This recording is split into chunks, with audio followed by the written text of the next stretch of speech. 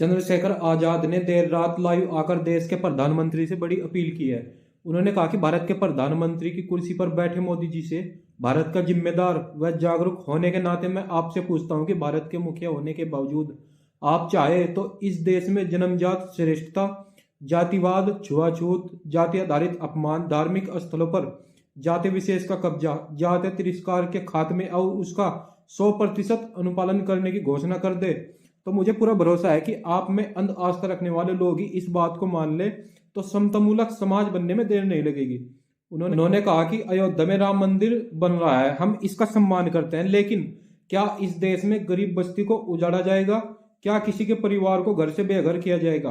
क्या हम इस समय को ही राम राज्य माने? और क्या राम राज्य यही है? क्या इस देश में किसी का अपमान करना सही है? जो गरीब है वो और गरीब होता जा रहा है और जो अमीर है वो और अमीर होता जा रहा है।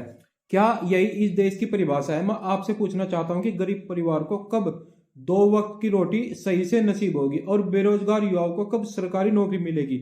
कब इस देश में मेहनत कश मजदूर को उसकी मजदूरी पसीने सूखने से पहले मिलेगी? कब किसानों को फसल का उचित दाम मिलेगा?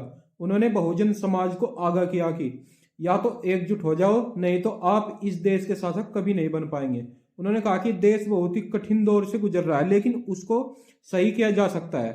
बहुजन समाज के अंदर बहुत निराशा फैली हुई है, लेकिन अगर आप एकजुट नहीं होंगे तो आप अपना वजूद सदा के लिए खो देंगे। उन्होंने कहा कि संविधान को लागू हो गए 75 वर्ष हो गए और जब वह स्वरूप में आया था, लेकिन संविधान का जो मेन कार्य था वह अभी पूरा नहीं हो पाया है। उधर आकाश आनंद ने प्राण प्रतिष्ठा में देश के राष्ट्रपति को न बुलाने पर भाजपा पर आरोप लगा दिया। उन्होंने कहा कि आदिवासी समाज से द्रौपदी मुर्मू जी आती हैं, इसलिए उनको जातिवादी मानसिकता का शिकार होना पड़ा और उनको राम मंदिर में नहीं बुलाया गया, जिससे पूरे देश के दलित समाज का अपमान हुआ है। और प्रोटोकॉल में प्रधानमंत्री को सर्वोच्च रखने के लिए बीजेपी की सरकार ने बड़ी गलती कर दी।